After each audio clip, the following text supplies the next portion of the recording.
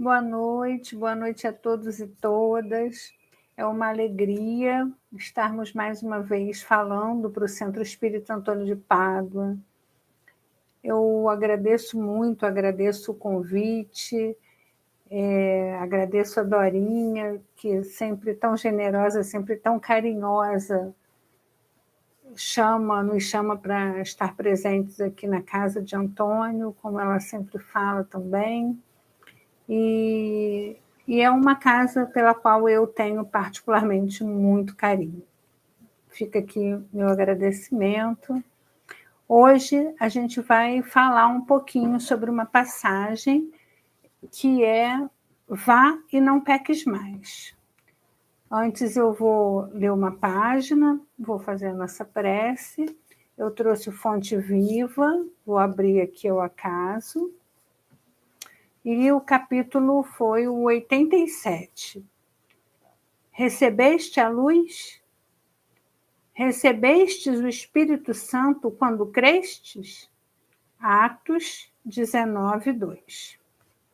O católico recolhe o sacramento do batismo e ganha um selo para identificação pessoal na estatística da igreja que pertence.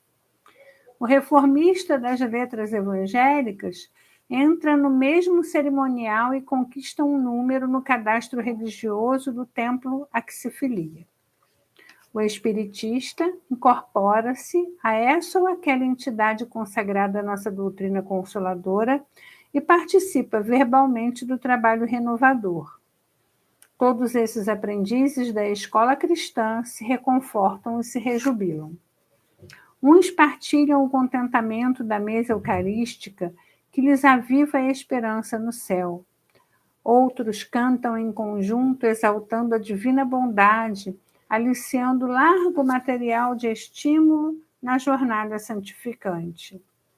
Outros ainda se reúnem ao redor da prece ardente e recebem mensagens luminosas e reveladoras de emissários celestiais que lhes consolidam a convicção na imortalidade além. Todas essas posições, contudo, são de proveito, consolação e vantagem. É imperioso reconhecer, porém, que se a semente é auxiliada pela adubação, pela água e pelo sol, é obrigada a trabalhar dentro de si mesma a fim de produzir. Medita, pois, na sublimidade da indagação apostólica. Recebeste o Espírito Santo quando creste? Vale-te da revelação com que a fé te beneficia e santifica o teu caminho, espalhando o bem. Tua vida pode converter-se num manancial de bênçãos para os outros e para a tua alma, se te aplicares em verdade ao Mestre de amor. Lembra-te de que não és tu quem espera pela divina luz, é a divina luz, força do céu, ao teu lado, que permanece esperando por ti. Emmanuel. Vamos então elevar o nosso pensamento, agradecer a Jesus pela oportunidade da vida, agradecer por tudo que temos, por tudo que somos.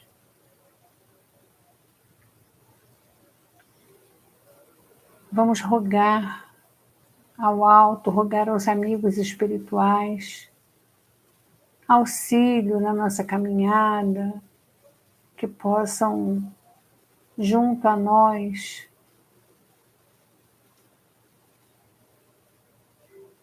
santificar as nossas intenções, a nossa vontade de servir. Que o Mestre possa igualmente nos auxiliar o entendimento e a compreensão das coisas mais altas da vida, sendo sempre o nosso farol, a nossa estrela guia. Que possamos, Senhor, ter sempre na mente e no coração o desejo de te servir, o desejo de aprender de ti o reto caminho. Se conosco, agora e sempre, que assim seja. Bom, então vamos lá falar sobre essa passagem, vai, não peques mais. Essa passagem está no Evangelho de João, no capítulo 8, versículo 11. Eu não vou trazer a passagem toda, só para a gente contextualizar. É a passagem da mulher adúltera, e aí, só lembrando, Jesus, a mulher adúltera está lá, né, entre os seus acusadores, e Jesus, então, depois vai perguntar, quem tiver sem pecado, vai dizer, quem tiver sem pecado, atire a primeira pedra. Aí eles vão saindo, um a um, e depois ele vai perguntar, onde estão seus acusadores? Eles não te condenaram, nem eu te condeno. Vá e não peques mais. E essa passagem, muitas vezes, ela é utilizada por nós, de uma maneira geral, para dizer que Jesus perdoa sempre, que basta que a gente vá e endireite lá os caminhos, mas a gente pode também dar uma largada nesse olhar, uma largada nesse pensamento, e era isso que eu queria trazer um pouquinho hoje para a gente, para falar um pouquinho disso. Nós temos aqui nessa passagem 2 fatos importantes. Um é o pecado e o outro, especificamente nessa passagem, é o motivo do pecado, que nesse caso seria, e aí aceitem as minhas muitas aspas, o adultério. Então, em primeiro lugar, eu gostaria de lembrar que todos nós somos egressos das religiões antigas. Somos egressos, muito possivelmente, inclusive do catolicismo, da Igreja Romana. E eu não estou aqui para falar mal, não estou falando mal da igreja, não é nada disso, não. Mas nós somos egressos dessa religião que veio desde o cristianismo primitivo, se firmando dentro da sociedade e se firmando em dogmas, se firmando no medo, se firmando no preconceito, se firmando em ideais que serviam realmente à dominação religiosa de uma maneira geral. Nós que estamos aqui hoje espíritas, alguns de nós não nascemos, por assim dizer, espíritas, mas mesmo aqueles que já somos espíritas desde o berço, ainda assim é nessa encarnação, né? Porque nas outras encarnações nós não fomos espíritas. E toda essa cultura religiosa antiga, ela nos permeia, ela nos perpassa. Todos nós viemos dessa fonte. Aprendemos isso, inclusive, na escola, porque quando a gente está lá estudando história, essa história religiosa também perpassa a história da humanidade, porque o poder era da igreja, o clero, inclusive, tinha domínio sobre a própria nobreza. Enfim, também não estou aqui para contar a história nem da religião e nem da humanidade, mas é só para a gente contextualizar. Ou seja, quando a gente pensa, normalmente, em pecado, a nossa visão de pecado ela é uma visão muito religiosa, como se o pecado fosse um erro sem remissão. O pecado normalmente é um erro grave, e o pecado normalmente ele tem um caráter assim quase patológico, né? Como se ele fosse assim de fato um erro muito grande. E isso é a primeira coisa que eu queria começar falando, sobre o significado da palavra pecado. Pecar significa errar o alvo, sair da rota, mudar de direção. Pecar significa somente isso. Se eu errar o meu caminho, eu pequei. E não importa, pode ter sido um erro pequeno, pode ter sido um desvio pequeno de rota, mas é um pecado. Mas é apenas um desvio de rota, é apenas uma saída ali daquele caminho. Errei a direção, pequei. E adultério, e claro, o adultério também é a questão da traição, mas adulterar é trair, é falsificar, é enganar. Então, pensar em adultério, é claro que muito comumente a gente pensa na traição das relações afetivas. Mas vamos lembrar que nós podemos adulterar as mais diversas situações, relações, circunstâncias. Nós podemos enganar ao outro, nós podemos enganar a nós mesmos, nós podemos enganar ou estarmos enganados ou nos enganar das mais diversas formas. Eu estou fazendo assim esse preâmbulo, essa introdução dessa forma, porque eu queria que a gente conseguisse conceituar o pecado como apenas um desvio de rota, esquecendo aquele pecado da religião, esquecendo os 7 pecados capitais, esquecendo aquela ideia tão grave do erro. E também queria que a gente entendesse o conceito do adultério, como realmente adulterar é enganar, mas não necessariamente da maneira como comumente se atribui. Você adultera um documento, você adultera uma palavra, enfim, as formas de adulterar também são diversas. Então, eu gostaria que a gente entendesse isso, o pecado, o adultério e a nossa origem. E pensar que é muito difícil a gente se desvincular completamente dessa origem, já que ela é multimilenar. Então, gostaria assim, que a gente começasse daí para falar desse pecado, para falar desse alvo que nós normalmente erramos, né? Desse alvo que normalmente a gente erra o alvo o tempo inteiro. Jesus fez um convite. Ele disse: eu sou o caminho, a verdade e a vida. Ninguém vai ao Pai senão por mim. Quando Jesus disse isso, ele disse assim: não dá para ir por outro lugar, tá? Não dá para vocês seguirem o caminho que vocês bem entenderem, porque vocês não vão chegar. É assim que faz. E deu para a gente o roteiro.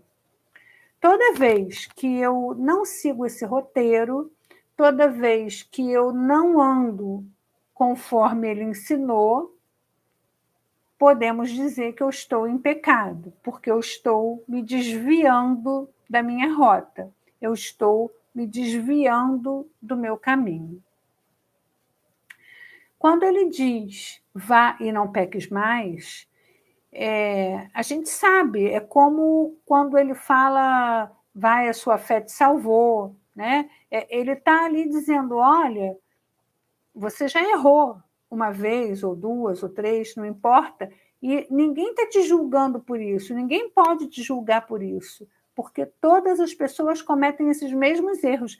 Mas o que eu estou dizendo para você não erra mais nisso, não. Vamos seguir um outro caminho? Não peques mais, ou seja, para de desviar da rota, que esse caminho aí vai ficar muito longo. Vamos tentar dar uma apressada nesse passo, andando de forma reta, andando retamente. E nós quase nunca conseguimos fazer isso. Na passagem, por exemplo, dos 10 leprosos, só um volta para agradecer. E quando só um volta, Jesus vai perguntar, né? Ué, mas não foram 10 os curados? Só você voltou? Só um voltou? E ele estava esperando o quê? Ele estava esperando que os 10 se rendessem a ele? Ele estava esperando que os 10 se ajoelhassem para agradecer? Não, não era nada disso.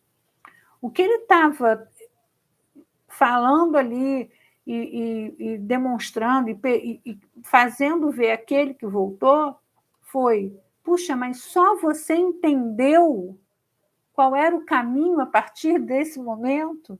Os outros não entenderam. Os outros pensam, então, que porque foi momentaneamente retirado deles um fardo, seja lá qual for, que basta, então, eles continuarem com a vida que eles tinham, mudando a direção, errando o caminho, fazendo a bagunça lá que quiserem, que vai ficar tudo por isso mesmo. Não dá, porque esse caminho torto traz dor, esse caminho torto, ele, em algum momento, a gente vai esbarrar em obstáculos e vai ser obrigado a retornar. E aí esse acerto de rota, ele é sempre mais trabalhoso. Bom, a gente já começa a ter uma noção disso quando a gente para pensar que poderíamos estar em melhor situação e estamos ainda hoje presos num planeta de provas e expiações, errando o caminho há tanto tempo, e ainda assim pensando que eu posso seguir Jesus, mas eu também posso fazer tal coisa. Eu posso seguir Jesus, tentar, né? Porque a gente tentar seguir a Jesus. Mas isso é mais tarde, daqui a pouco, daqui a 10 anos, 20 anos, quando eu já tiver vencido isso, quando eu tiver conquistado aquilo, quando eu tiver feito essa ou aquela coisa da vida. A gente ainda se demora nessas coisas ainda tão materiais antes de fato, resolver não desviar mais a rota. Bom, é claro, eu estou falando isso e não significa que eu não desvie a minha rota, que eu não erre o meu passo, o meu caminho, ou que eu já tenha totalmente me decidido a viver para aprender a seguir Jesus. Que não é, né? Assim como a grande maioria das pessoas, eu, por vezes, ainda esbarro nas minhas vontades mais materiais e deixo para depois, acabo deixando para depois o que a gente poderia fazer naquele momento já para estar mais engajado nesse processo, nesse caminho.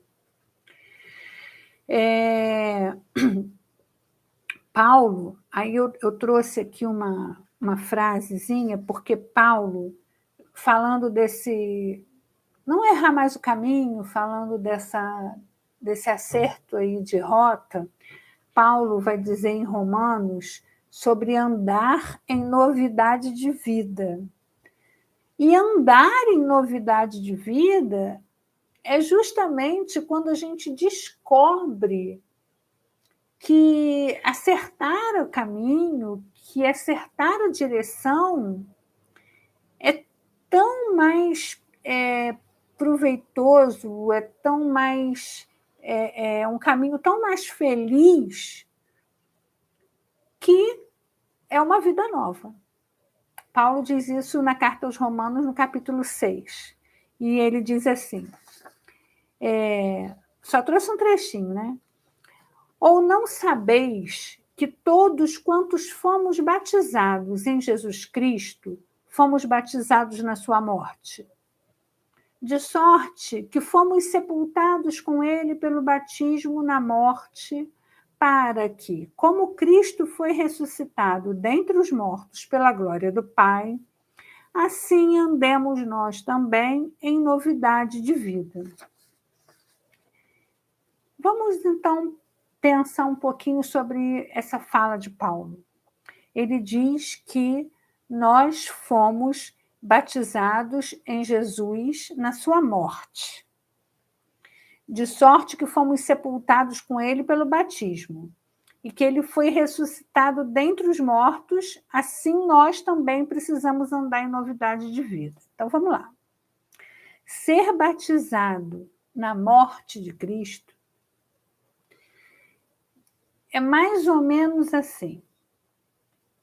Enquanto Jesus estava aqui, vivo entre nós, muito poucos o seguiam. Muito poucas pessoas acreditavam que ele era o Messias ou que ele realmente tinha,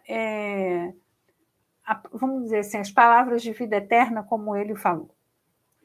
Não que a gente tivesse que seguir o homem pelo homem, mas pelo exemplo que ele deu, pelas coisas que ele trouxe, pela sua vivência, por tudo que ele, naquele momento, estava representando. Mas, no entanto, quando ele é crucificado, e sobretudo quando ele ressuscita, então nós temos a grande comoção e temos, então, o grande episódio, a grande questão do acreditar. Nós temos ali muito marcado aquele momento onde as pessoas, de fato, passam a pensar: realmente ele era o Messias, realmente ele era o profeta nazareno, ele era quem nós estávamos esperando. E, a partir daquele momento, mais pessoas irão segui-lo, e aí a história do cristianismo, como mais ou menos todo mundo já conhece. Mas quando isso acontece, quando a história dele se passa, e temos a morte e temos a ressurreição, então nós temos verdadeiramente uma mudança de atitude, vamos dizer assim, é o arrependimento, é a metanoia que se processou em tantas mentes, em tantas pessoas daquela época. Pessoas que só foram entender esse Cristo morto e ressuscitado. Então, quando Paulo diz que nós fomos batizados na morte, ele estava dizendo o seguinte, porque lembrando que o batismo era meio que um renascimento, né? Quando você é batizado, você renasce. Então, ser batizado na morte é renascer na morte do Cristo. Quando o Cristo morre, é ali que a gente renasce, com a sua morte e com a sua ressurreição. Andar em novidade de vida, ter uma vida nova a partir dessa mudança de atitude, dessa mudança de comportamento, dessa metanoia, é justamente o vá e não peques mais.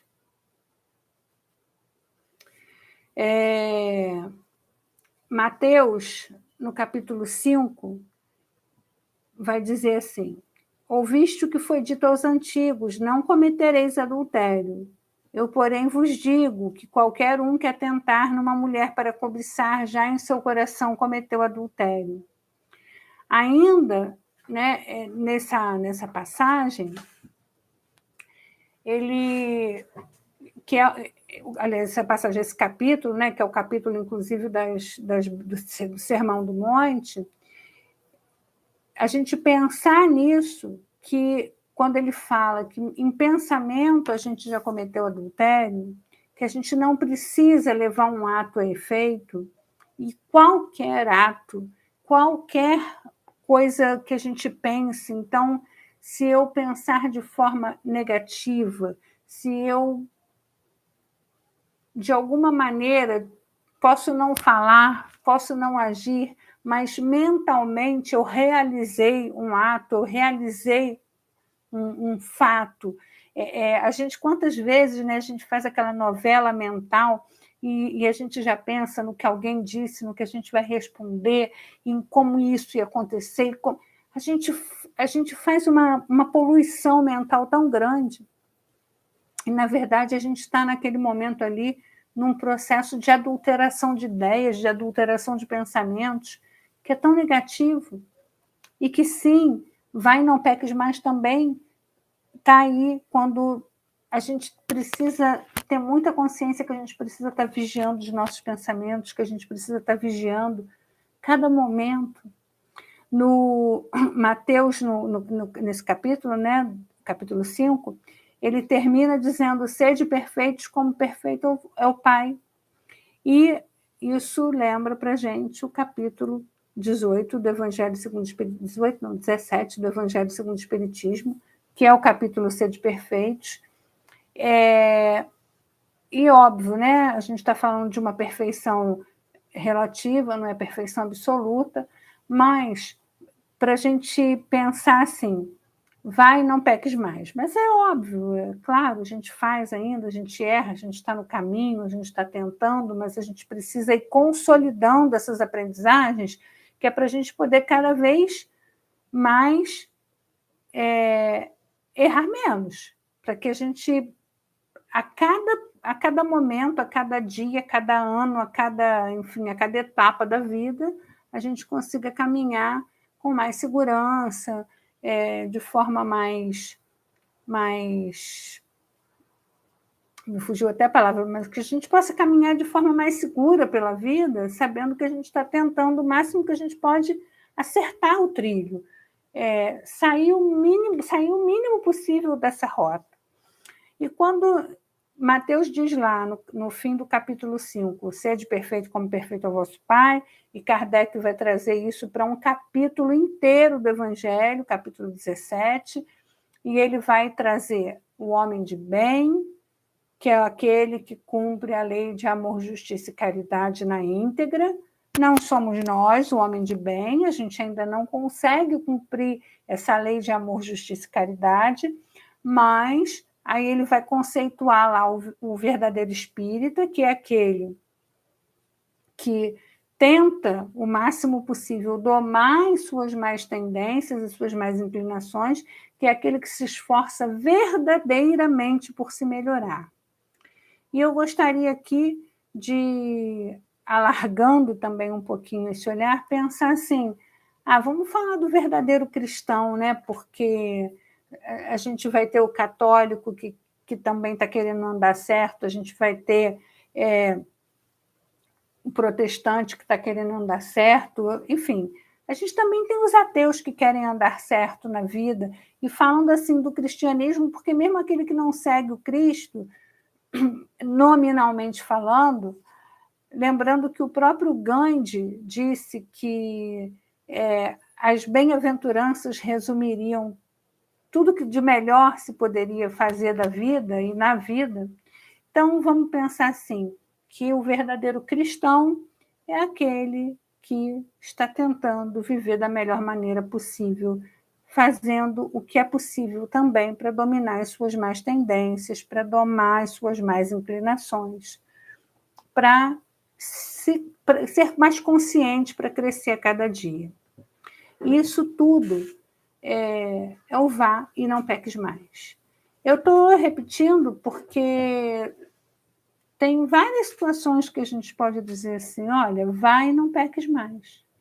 Quando eu tento fazer o que Santo Agostinho ensinou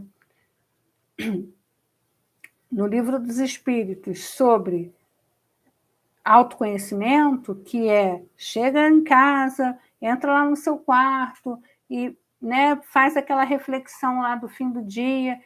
Será que tem alguma coisa hoje que eu fiz que eu posso ter ofendido alguém, magoei alguém, desagradei alguém? Bom, eu fiz isso, ou eu poderia ter falado aquilo e não falei, ou eu não falei e poderia, enfim. Aí a gente vai começando a ter essas percepções, e se eu ofendi alguém, seja verbalmente, seja em pensamento, aí eu já vou poder me corrigir. Quando eu faço essa reflexão, eu estou começando a trabalhar também o vá e o não peques mais. Aliás, interessante também quando a gente começa a botar em prática isso, o ideal é que a gente possa fazer essa reflexão não só no fim do dia, mas em outros momentos também do dia. Então, eu posso, por exemplo, no momento em que a coisa acontece, pensar, falei uma coisa que eu não deveria ter falado. Ou, esse meu pensamento não foi legal. Esse meu pensamento, ninguém viu, ninguém ouviu, mas a minha consciência já me diz que, puxa, Foi, sei lá, foi um pensamento maldoso, foi um pensamento preconceituoso, foi um pensamento apressado e, na verdade, eu fiz um conceito errôneo de alguma coisa. Então, dá para a gente começar, em todas as situações, assim, a ir controlando algumas coisas, né? Aconteceu uma situação que eu até também já comentei, que eu gostaria de falar novamente, né? Foi uma situação pessoal, mas que tem um pouco a ver assim, com isso, porque nós agimos de forma muito personalista. Então, quando a gente age muito dentro de um personalismo, a possibilidade da gente errar essa rota, da gente sair do nosso roteiro, ela é sempre maior. E quando a gente se despersonaliza, então a gente consegue andar melhor, a gente consegue, enfim, se desincumbir melhor de alguma coisa, de alguma tarefa, ou, enfim, de qualquer situação. E o exemplo que eu gostaria de dar foi um exemplo que aconteceu comigo, e no trabalho eu tive uma situação que eu tive que tomar uma decisão. E essa decisão, ela foi uma decisão que ela não, para algumas pessoas, ela não agradou. Essa decisão, ela teve lá uma repercussão para alguns que se colocaram mesmo assim bastante aborrecidos. E eu fiquei extremamente aborrecida com o aborrecimento causado a essas pessoas. Fiquei aborrecida porque eu as aborreci e fiquei aborrecida porque elas não estavam também compreendendo uma questão que realmente tinha que acontecer, uma mudança que realmente tinha que acontecer. E aquilo me gerou assim, um mal-estar absurdo.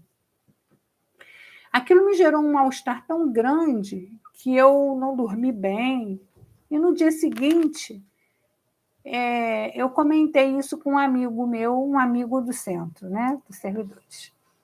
E ele falou assim, vamos conversar? Eu falei, vamos sim. E a gente marcou um bate-papo virtual assim, para a gente poder falar. Enquanto a gente conversava, e eu explicando para ele o que tinha acontecido, ele vira para mim e diz assim, mas você naquele momento, você era a Andréia ou você estava representando a empresa? Eu falei, naquele momento eu estava representando a empresa. Ele falou, pois é, mas a empresa não fica chateada. A empresa tinha decisões a tomar e a empresa não se chateia porque a empresa não está personalizada dessa forma. Quem se personalizou foi você. Você está chateada, mas naquele momento você não era a Andréia, você era a empresa. E quando ele falou aquilo, me caiu assim uma ficha que eu pensei, realmente é isso. Não sou eu sou a empresa, eu estava representando a empresa.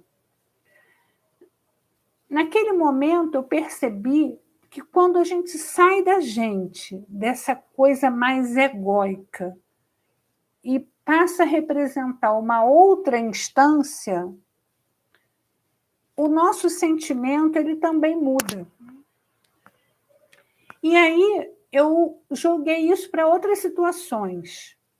Por exemplo, eu sou mãe. E, obviamente, eu tenho que chamar atenção, porque as nossas tarefas não são só flores, sobretudo as tarefas que demandam algum tipo de supervisão, ou de chefia, vamos dizer assim, nem que seja dentro de casa, que dentro de casa, você, querendo ou não, você tem que organizar, administrar, e com o filho e tudo, então é sempre tudo lindo, maravilhoso? Não, de vez em quando tem que puxar a rédea, de vez em quando tem que chamar, falar mais firme? Tem. Aborrece? Aborrece. Chateia? Chateia. E quantas vezes a gente precisa chamar a atenção, a pessoa se aborrece, você se aborrece também. E quando isso aconteceu, eu consegui transferir isso para dentro até da minha casa. E pensando assim, né, se eu tiver que chamar a atenção, naquele momento, não é a Andréia chamando a atenção da fulana ou da Beltrana, é a mãe. Naquele momento, eu sou a instituição mãe. Eu estou representando uma outra instância. Eu não estou representando a pessoa, eu estou representando o perfil da educadora que eu tenho que ser para aquelas pessoas que me cumprem educar. E naquele momento eu pensei assim, puxa, serve para tudo. E aí eu entendi quando Paulo diz assim, não sou eu quem vivo, mas é Cristo que vive em mim. É claro que Paulo estava falando de uma instância muito maior, que não é a minha, mas a gente, cada um vai viver o evangelho de uma maneira. O evangelho, ele é interior, o evangelho é íntimo, o evangelho é pessoal. O evangelho, ele foi feito, o evangelho, ele foi deixado para nós vivermos esse evangelho. Quando Jesus disse, as minhas palavras são palavras de vida eterna, as minhas palavras não passarão. Ele estava dizendo isso, e eu já tive a oportunidade de falar isso aqui outras vezes, que o evangelho estaria sempre vivo em todos os momentos, a todo tempo para nós, porque ele é isso, né? O evangelho ele é dinâmico, o evangelho está vivo, o evangelho se movimenta. Então, quando eu entendi essa despersonalização, naquele momento eu pensei assim, quando Paulo diz, não sou eu mais quem vive, é Cristo que vive em mim, ele estava dizendo ali que ele tinha se despersonalizado. E é muito interessante porque a gente consegue perceber que Paulo não se aborrece com as pessoas depois de um determinado momento, né? Depois de um determinado tempo. Paulo não fica aborrecido porque alguém não entendeu, porque alguém não seguiu, porque alguém tramou contra ele. Ele não fica aborrecido, porque ele não está na instância Paulo, ele está na instância Evangelho. Ele estava ali representando a instituição Evangelho. Eu vou pregar o Evangelho. E foi. Naquele momento, ele não era ele. E quando a gente faz isso, quando a gente também consegue se despersonalizar e não sermos nós, e nos sairmos de cena, então, nesse momento, também Cristo vive em nós. E isso, quando a gente consegue essa instância de ação e de pensamento,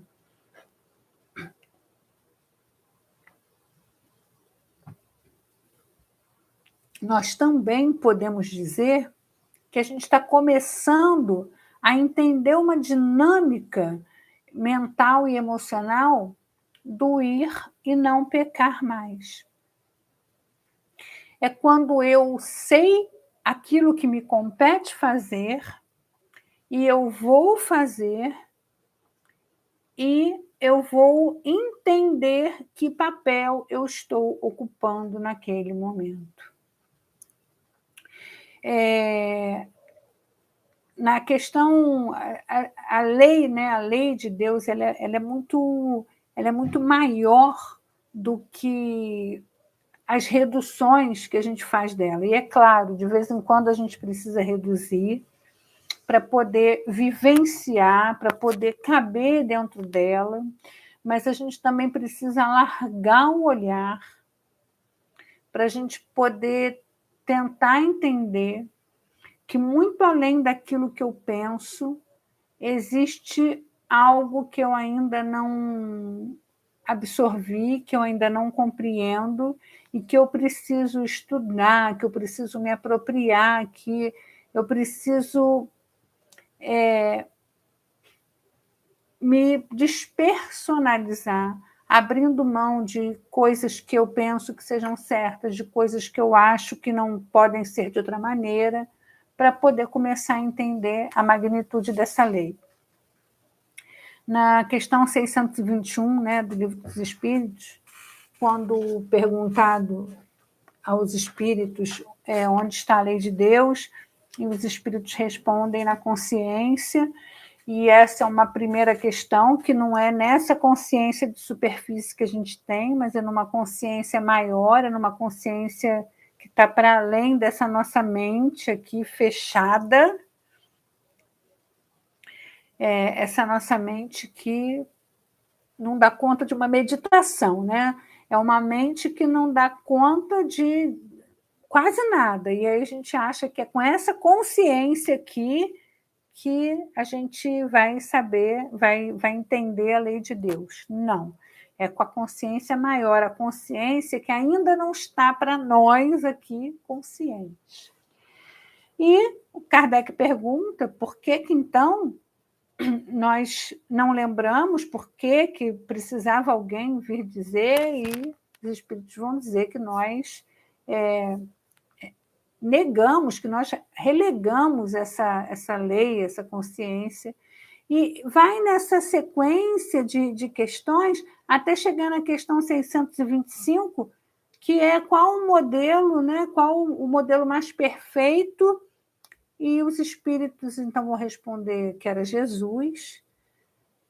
Essas questões do Livro dos Espíritos, de 621 a 625, respondem mais ou menos para a gente um roteiro de conduta que, se a gente segue só essas questõezinhas assim simples, a gente já começa a acertar um roteiro para não mais errar. E não mais errar é não pecar mais. Quando eu falo da consciência, a gente até, quando a gente vai pesquisar, por exemplo, sobre consciência, inconsciência, existe uma imagem que normalmente é a imagem de um iceberg, que mostra que o nosso consciente ele é 5% de tudo que existe, e o nosso inconsciente é 95%. Desses 95%, a gente tem uma parte que é subconsciente, que fala de tudo aquilo que a gente já viveu, de todas as nossas memórias arcaicas, de todas as nossas memórias passadas, e a gente tem uma parte que é superconsciente, que é a parte dessa consciência divina, que nos liga a Deus, que é a parte desse Deus, esse Deus imanente, né? Esse Deus em nós, e que a gente ainda não acessa. E não acessa porque não se permite, não acessa porque ainda fica muito preso nas questões materiais. E é essa consciência maior que vai falar para a gente dessa forma de caminhar, né? Tem uma autora junguiana, que é a Marie-Louise von Franz, que ela diz assim, sobre a nossa tendência em negar o mal. Ela vai falar sobre um otimismo cristão para eufemizar a sombra pela nossa dificuldade em lidar com ela, em olhar para essa sombra. O quanto que é importante a gente olhar para essa parte que a gente ainda não conhece, o quanto que é importante a gente olhar para esses conteúdos que são conteúdos ainda obscuros, e que são esses conteúdos, muitas vezes, que nos fazem errar onde a gente já não queria errar, que faz a gente repetir tantas vezes as mesmas questões, que diz assim, puxa, fiz isso de novo. Mas, mais uma vez. Caramba, não aprendo mesmo, né? Porque vira e mexe eu erro na mesma coisa. E por que a gente erra sempre nas mesmas coisas? Por que a gente não consegue sair desse ciclo? Porque nós não conseguimos olhar para a sombra. Nós não conseguimos olhar para essa parte que é nossa e que a gente precisa olhar, a gente precisa iluminar esse caminho, que é a partir da iluminação dessa sombra, é jogando luz nesse caminho, que a gente vai conseguir entender o porquê que a gente erra, entender o porquê que a gente ainda faz as mesmas coisas. André Luiz, em Mecanismos da Mediunidade, vai falar da mente, né, como esse circuito integrado. Vai falar não só da mente como esse circuito integrado, como esse dínamo de forças, como vai falar das mentes todas interligadas em regime de circuito. Tudo está interligado, tudo está conectado, e puxa, e a gente não consegue pensar nas coisas dessa forma. E por que a gente não consegue pensar nas coisas dessa forma? Porque nós ainda trazemos tudo dentro de um mistério, dentro de um misticismo que não cabe mais. Talvez seja que esse otimismo cristão que a Von Fran traz para a gente, quando, na verdade, o que a gente precisa ter é uma clareza cristã, é uma consciência cristã, uma consciência, não diria cristã, uma consciência crística. Então, a gente precisa alargar esse pensamento, a gente precisa alargar esse olhar, para que a gente possa, então, caminhando, não pecar mais. Ir sempre andando pela vida de forma a errar o menos possível, de forma a ter o maior número de acertos. E aí, claro, né, até daria isso uma conversa aí para mais de metro também, falar assim, erro e acerto para ficar didático, mas que não é erro e acerto. A gente, em alguns momentos, a gente é adequado ou inadequado, e em outros momentos a mesma situação se inverte, né? Então, o que hoje foi inadequado, amanhã pode não ser, e vice-versa. Então, falar desse grande esforço não é falar de impossibilidade. Não é impossível, é um esforço, é um empenho. Então, não é falar que é impossível, não, mas é apenas deixar claro que a gente precisa ter consciência do quanto essa mudança vai exigir de nós. Essa transformação, aí eu volto lá no início, essa metanoia, porque é uma mudança de comportamento, é uma mudança de atitude para que eu vá e não peque mais, ela vai exigir de mim uma energia gigante, uma vontade sem tamanho. E Emmanuel, no livro Pensamento e Vida, vai fazer essa diferença entre desejo e vontade, trazendo a vontade como algo muito superior. Leon Denis, também, no Problema do Ser, do Destino e da Dor, vai dizer que a vontade é uma das potências da alma. Que fique claro, então, que não estamos falando daquela vontade que a gente usa, que é desse tamanhozinho assim, né, que acaba rápido, que a gente pode dizer, então, não é uma vontade, são os nossos desejos, mas a vontade como potência da alma, a vontade como algo que vem e que eu sei que vai me demandar energia, que eu sei que vai me demandar um esforço enorme, mas que a partir do momento que eu estiver imbuída dessa vontade, eu vou, então, caminhar. Assim, ir e não pecar mais é fazer o movimento necessário de transformação, é fazer o movimento necessário para que eu tenha cada vez mais consciência daquilo que eu sou, daquilo que eu posso me tornar e de como eu estou caminhando no mundo. E eu gostaria, então, de incluir imensamente a paciência de vocês. Agradeço sempre pela oportunidade de estar no Antônio de Pádua, ainda que virtualmente. Agradeço sempre a oportunidade de falar do Evangelho, de falar de Jesus. Quando a gente tem essa oportunidade, a gente coloca aí em jogo, a gente coloca nesse cenário, nessa panela aqui, tudo aquilo que a gente precisa movimentar para essa mudança. Então, eu agradeço imensamente. Vamos fazer a nossa prece. Vou fazer, então, um convite para fecharmos os nossos olhos.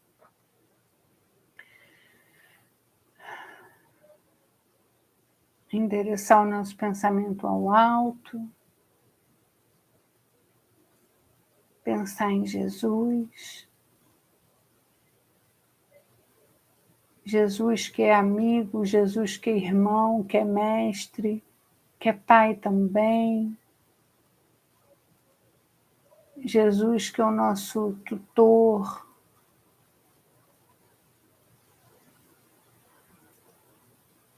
Amigo Jesus. Somos ainda crianças.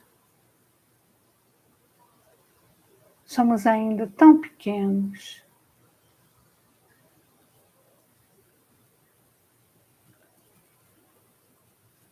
Mas temos muita vontade de crescer em Ti. E estamos desejosos de aprender a Tua lei, de aprender com Teu coração, de seguir os caminhos que nos ensinaste. Jesus querido, que não nos falte forças para tentar Te seguir, que não nos falte forças para desejarmos estar contigo. Gratos somos, Senhor, agora e sempre, por todas as coisas. Graças a Deus.